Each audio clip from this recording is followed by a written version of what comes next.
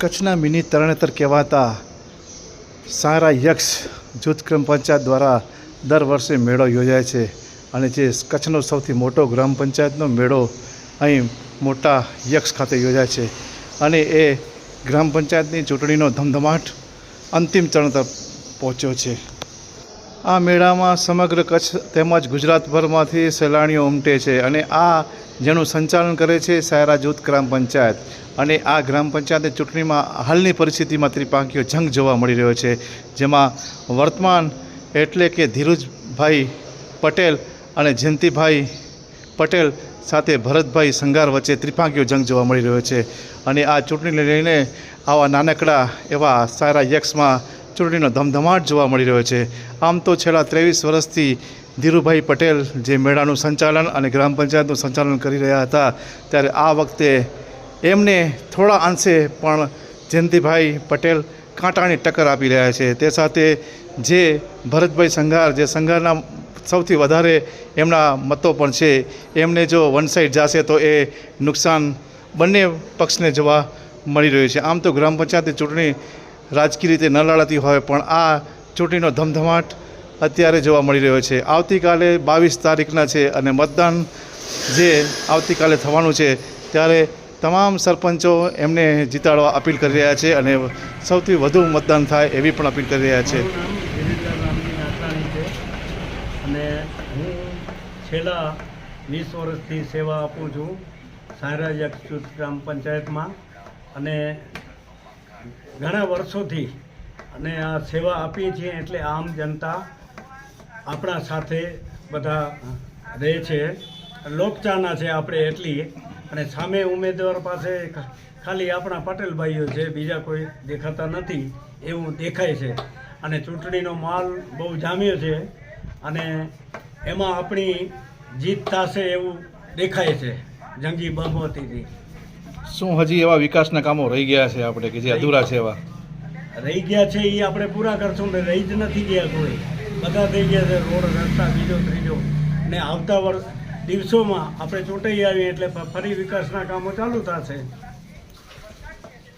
બીજું શું કહેશો આપણે મતદારો કોના તરફી આપણે લાગી રહ્યું છે કે પાટીદાર સમાજ વત્તા બીજા જે ઇતર જ્ઞાતિ છે તમારા તરફ લડશે? એટલે જુઓ, હું છેલ્લા 3 ટર્મ જીતી ચૂક્યો છું. પટેલ સમાજ એક તરફ થઈ જાય અને બીજી સમાજ એ એક થવાના કારણે બધી મારી સાથે જોઈન્ટ થઈ જાય છે. એમાં મહાજન લોકો હોય, દલિત લોકો હોય, ભોવા પરિવાર હોય, મોરગર હોય, કે જે બધા પણ આપણી સાથે રહેવા તૈયાર થાય છે. કારણ કે એ આપણે કામ કરી શકીએ છીએ અને આમ કરેલા છે એટલે આપણી લોકચાહના પણ છે. અને આવતા દિવસોમાં આપણી જીત થશે અને ફરીથી આપણે નવેસરથી વિકાસના કામો લઈ આવશું એવી આપણી. ખાસ કરીને જે લોકોની અપેક્ષાઓ છે એમાં તમે ખરા ઉતરશો. આમ તો તમે 20 વર્ષથી અનુભવ છે, તો એ સામે જે આપણા હરીફ ઉમેદવાર છે એ કહી રહ્યા છે કે વિકાસના કામો નથી થયા, મેળા પછી જે સફાઈ નથી થતી, એવા અનેક પ્રશ્નો ઊભા કર્યા છે. અને તે સાથે એવા પણ કે સમાજની અંદર પણ એવા ખોટા ઉશ્કેરણીજનક એવા વાદ વિવાદો ઊભા કરી રહ્યા છે, જેમાં ખાસ કરીને કહીએ તો કે બહારથી સુરતથી અમુક સમાજના લોકોને વિડીયો વાયરલ કરાયા છે. શું કહેશો આપ? એમાં તો જો એમનું જે ઉમેદવાર છે સામે, એમનું કુટુંબે એમની સાથે નથી તો એ ચૂંટણી શું કામ લડે છે? એક મુદ્દો એક. બીજા કામમાં તો આપણે, તમને ખબર છે કે ધારાસભ્ય જે કામ કરે એવા કામ પણ આપણે કરી શકીએ છીએ. રોડ, રસ્તા હોય કે જોબ નંબર લેવા હોય કે, સમજ્યા? એ બધું સારું જ થાય છે.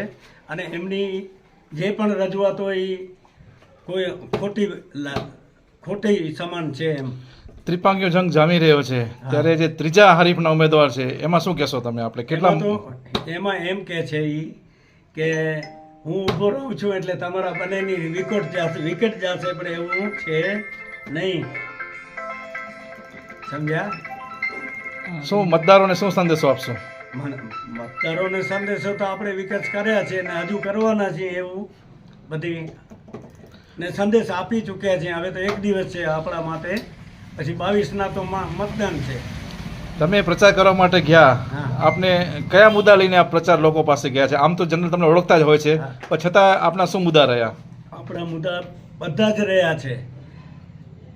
વિકાસના કામો રહ્યા છે, મેળાની દ્રષ્ટાંતો છે. મેળાની અંદર 22 વખત હું મેળા સમિતિનો અધ્યક્ષ રહી ચૂક્યો છું અને બીજા વિકાસના કાર્યોની બધી એમની પાસે નોંધ છે કે આપણે આટલા બધા કામો કર્યા છે. કોઈ પણ જાતનો નાનો માણસ પણ એને ગાડીમાં લઈને આપણે નખત્રાણા કામ પતાવી દઈએ છીએ, જે કામ હોય એ. અને ખાસ કરીને આ તમારા જે હરીફ ઉમેદવાર છે એ એમ કહે છે ધીરુભાઈ હજી એમનો મોહ નથી મૂકતા, કેમ કે અમે સમાધાનના પ્રયાસો કર્યા કે ગામમાં બિનહરીફ અમને સીટ મળે. ના, તો શું કહેવા માગશો? હું એમ કહેવા માગું છું, આપણા વિનોદભાઈ છે તો આપણે મોરબીથી કરીને અહીંયા કેટલા મહેશ્વરી લોકો છે ને બીજા છે, તો એ 3 વખત કરે છે તો આપણે શું કામ ના મળીએ? આપણી લોકચાહના છે અને કરવાના છે કામ. ઓકે ધીરુભાઈ. આવનારા દિવસમાં મતલબ પરમ દિવસ 22/6ના મતદાન છે રવિવારે, એમાં આપણે અપીલ કરી છે મતદારોને જંગી બહુમતીથી આપણે જીતાડે તો આપણે વળી પણ પાછા એમના કામે લાગી જઈએ.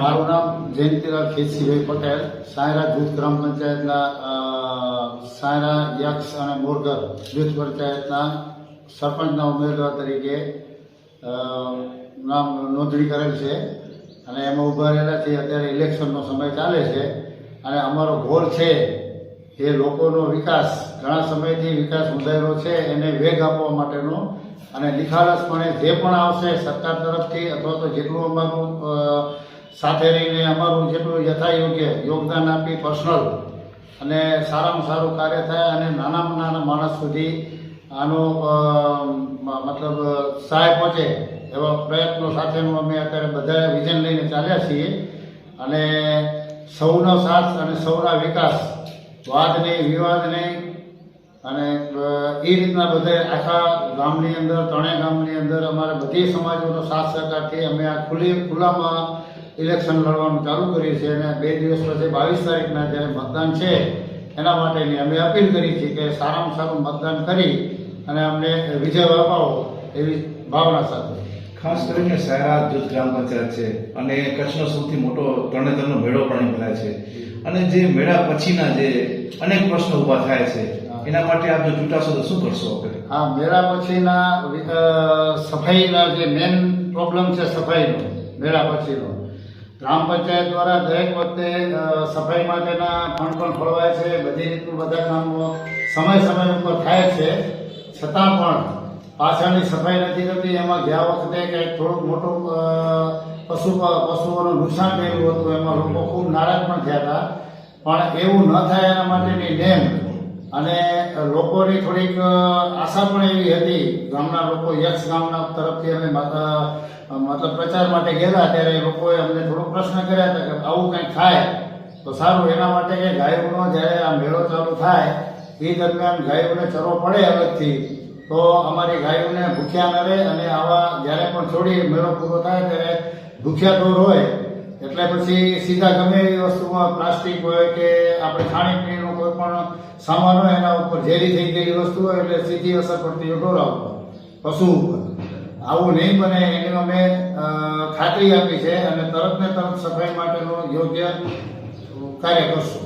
ખાસ કરીને આવી ખાતરી આપે છે. ખાસ કરીને મેળા સમિતિ હોય છે અને અનેક પ્લોટોની ફાળવણી થતી હોય છે, આટલી બધી આવક ઊભી થાય છે.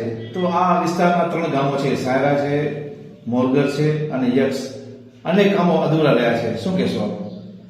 હવે કામો અધૂરા રહેવામાં તો હવે આગળના જે અધૂરા કામો રહ્યા છે એને સૌથી પહેલાં તો અમે એ પૂર્ણ કરવા માટે તૈયારી કરશું અને પછી નવા જે વિકાસના કામો જ્યાં જે પણ જરૂરિયાત હશે એ પ્રમાણે તમે ગામમાં જેવા ફંડ આવશે ઉપરથી સરકારશ્રી તરફથી અને અન્ય કોઈ પણ આવશે સામાજિક લેવલમાં આવશે તો પણ અમે અમારી રીતે પૂરેપૂરું ફંડ પૂરેપૂરું 100% વપરાય.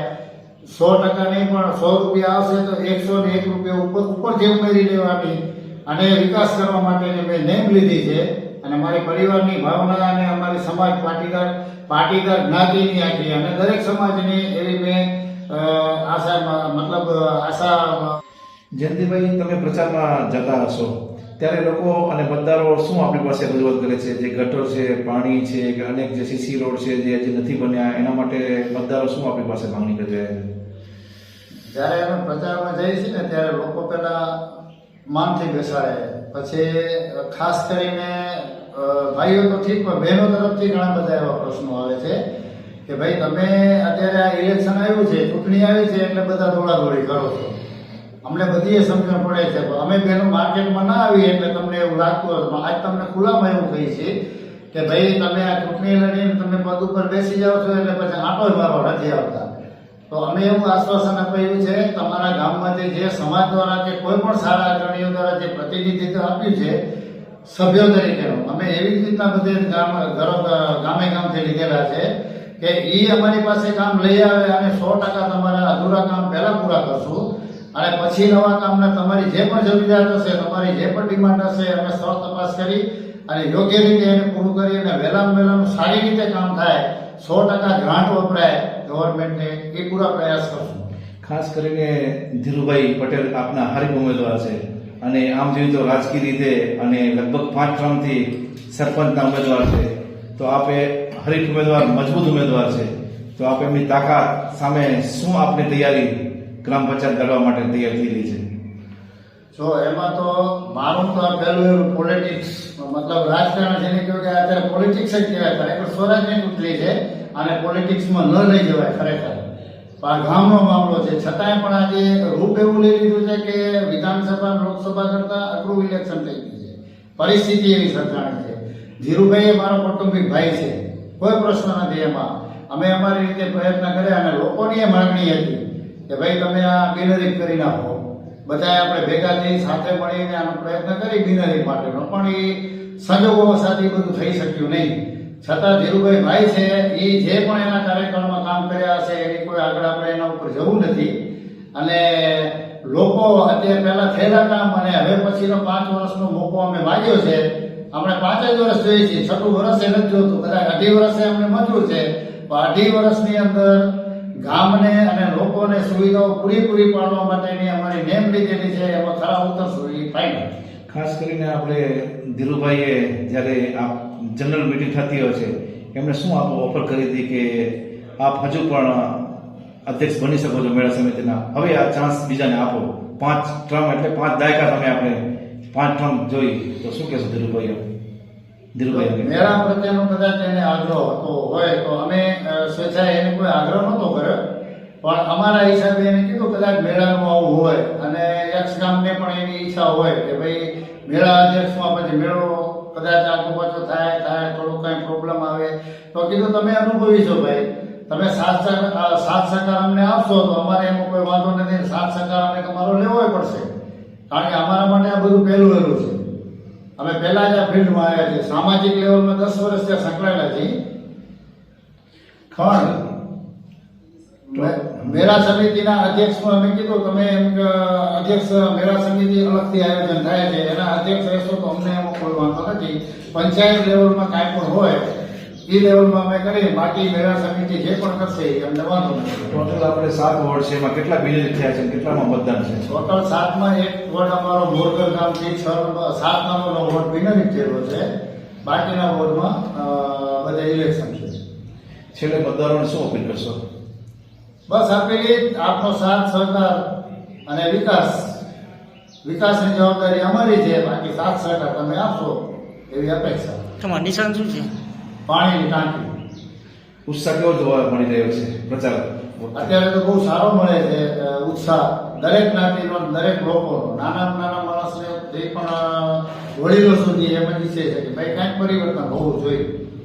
અને અમારી એક જ નેમ છે ભાઈ, અમે સીધા મતલબ લોકોને એમ જ કહીએ છીએ ભાઈ આપણે પરિવર્તન જોઈએ છીએ કે કેમ, તો લોકો એમ કે પરિવર્તન જોઈએ છીએ તો પરિવર્તન માટે અમે આગળ આવ્યા છીએ, તો અમે આપનો સાથ સહકાર હશે તો આપણે પરિવર્તન લાવશું એની તમને અને સારામાં સારા કામ કરી અને સૌ લોકો પાસે આપણે એને સેવામાં પહોંચાડશું.